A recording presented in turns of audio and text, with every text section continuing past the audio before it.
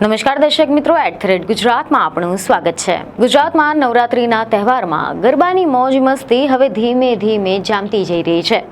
નવરાત્રીના પહેલા બીજા નોરતે કેટલીક જગ્યાએ વરસાદના કારણે ખેલૈયાઓમાં ગરબાની મજા સહેજ બગડી ગઈ હતી, પરંતુ હવે વરસાદની બ્રેક લાગતા ફરી એકવાર ગુજરાતના ખેલૈયાઓમાં ગરબાનું જોશ જાગી ગયો છે। ગુજરાતમાં લોકો ગરબા અને અન્ય સાંસ્કૃતિક પ્રવૃત્તિઓની ઉત્સાહથી આનંદ માણી રહ્યા છે, પરંતુ હવે બાકી રહેલા નોરતામાં વરસાદ ફરી એકવાર ખેલૈયાઓના રંગમાં ભંગ પાડી શકે તેવી આગાહી સામે આવી છે। જ્યાં એવા સમાચાર છે કે હવામાન વિભાગની આગામી દિવસોમાં વરસાદની આગાહીએ લોકોનો ઉત્સાહ થોડો ઓછો કરી શકે છે, કારણ કે આગામી થોડાક જ દિવસોમાં ગુજરાતમાં ભારે વરસાદની આગાહી કરવામાં આવી છે, જે નવરાત્રીની ઉજવણીમાં વિક્ષેપ લાવી શકે છે। ગુજરાતમાં ભલે મેઘરાજાએ હાલ તો વિરામ લીધો હોય, પરંતુ હજુ પણ ચોમાસું ગયું નથી। એવા સમાચાર છે કે હવામાન વિભાગના જણાવ્યા પ્રમાણે ગુજરાતના ઘણા બધા જિલ્લાઓમાં ભારે વરસાદની આગાહી છે। બંગાળની ખાડીમાં એક નવી સિસ્ટમ રચવાની પણ શક્યતા છે, અને જો બંગાળની ખાડીમાં આ રચાયેલી નવી સિસ્ટમ મહારાષ્ટ્ર બાદ ગુજરાત તરફ આગળ વધશે તો શનિવારથી ગુજરાતના કેટલાક વિસ્તારોમાં ભારે વરસાદ પણ થઈ શકે છે, જેમાં દક્ષિણ ગુજરાત અને ત્યારબાદ સૌરાષ્ટ્રના વિસ્તારોમાં સિસ્ટમ પસાર થતા ભારે વરસાદની શક્યતા છે।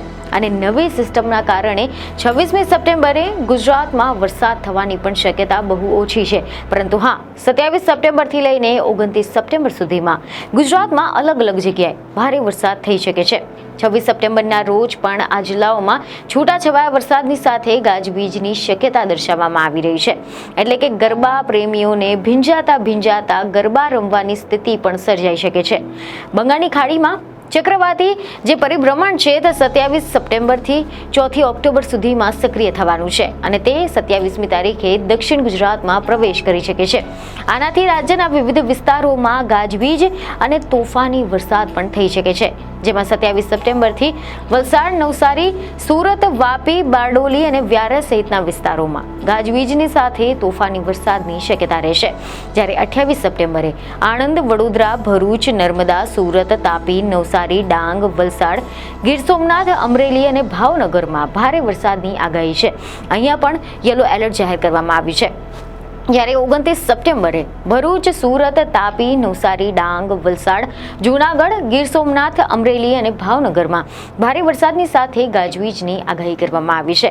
આ જિલ્લાઓ માટે પણ યલો એલર્ટ જાહેર કરાયું છે, એટલે કે હવામાન વિભાગની આગાહીએ સ્પષ્ટ કરી નાખ્યું છે કે હવે આવનાર જેટલા દિવસો છે તેમાં નવરાત્રીની રાત્રિઓ વરસાદી થઈ શકે છે, જેથી કરીને ખેલૈયાઓ તેમજ તહેવારમાં ભાગ લેતા ગરબા ખેલૈયાઓને સતર્ક રહેવું જરૂરી છે। આની સાથે જ સૌરાષ્ટ્રના દરિયાઈ પટ્ટીમાં 40થી 50 કિલોમીટર પ્રતિ કલાકની ઝડપે ભારે પવન ફૂંકાવાની પણ શક્યતા છે। ઉત્તર ગુજરાતમાં હળવાથી મધ્યમ વરસાદની સંભાવના છે, જ્યારે મધ્ય ગુજરાતમાં અમુક વિસ્તારોમાં ગાજવીજની સાથે વરસાદ થઈ શકે છે। કચ્છમાં છૂટાછવાયા વિસ્તારોમાં હળવો અને અમુક જગ્યાએ ગાજવીજની સાથે વરસાદની શક્યતા રહેશે।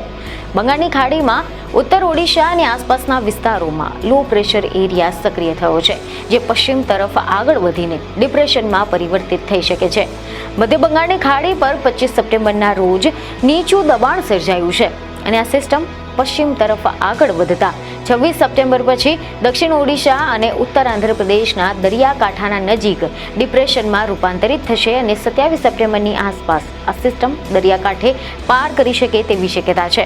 આ સિસ્ટમ મહારાષ્ટ્રમાંથી પસાર થઈને ગુજરાતમાં પ્રવેશ પણ કરી શકે છે, જેના કારણે 28 સપ્ટેમ્બર પછી ગુજરાતમાં નોંધપાત્ર વરસાદ થઈ શકે છે।